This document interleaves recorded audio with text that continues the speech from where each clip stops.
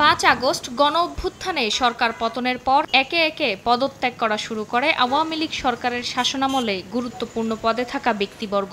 সে সময় দেশের গণতন্ত্র ধ্বংস করার অভিযোগে বর্তমান নির্বাচন কমিশনেরও পদত্যাগের দাবি ওঠে।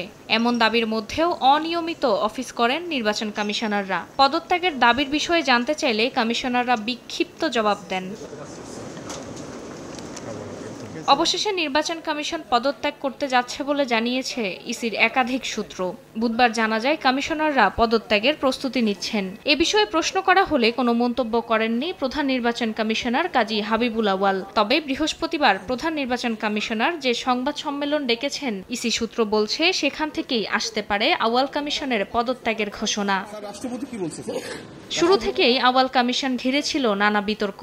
সার্চ কমিটির মাধ্যমে নিয়োগ দেয়া হলেও কমিশনাররা আওয়ামী লীগ সরকারের আস্থাভাজন ব্যক্তি বলে গুঞ্জন ওঠে নানা সময়ে। কমিশনাররা নানা সময়ে বেফাঁস মন্তব্য করে হয়েছেন বিতর্কিত।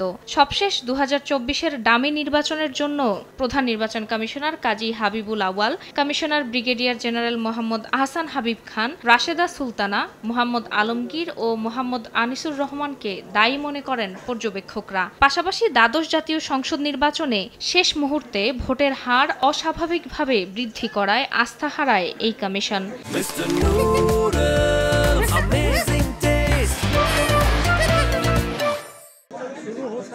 যদিও এসব অভিযোগ অস্বীকার করে গেছে আউয়াল কমিশন।